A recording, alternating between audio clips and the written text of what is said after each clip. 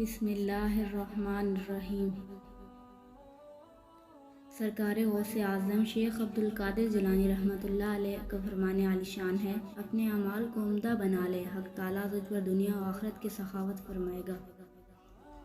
اپنے اعمال میں اخلاص پیدا کرو، نہ اپنے اعمال میں ریاکار و منافق بنو، اور نہ مخلوق سے مدح اور اعمال پر معاوضہ چاہو۔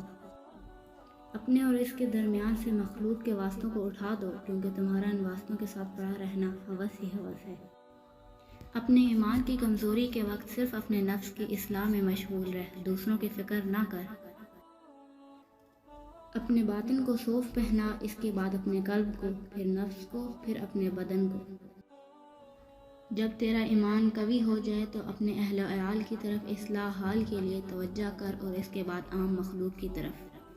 جھوٹے دعوے سے توبہ کر، یہ بات ہوس اور آرزو اور جھوٹ اور نفاق اور تسنیت سے حاصل نہیں ہوا کرتی۔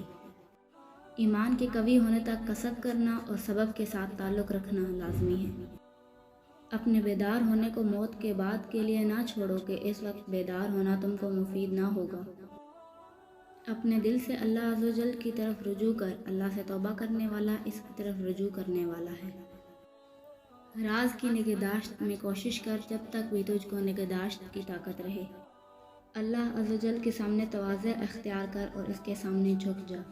رب کے سامنے سر تسلیم خم کرو اور دنیا و آخرت دونوں کے متعلق اس کی تدبیر پر راضی رہو۔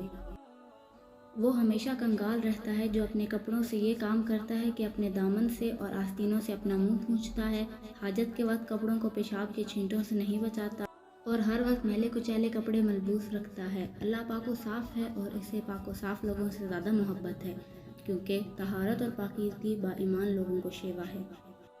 اپنے سروں کو اللہ کے سوا دوسروں کے سامنے جھکانے سے محفوظ رکھو۔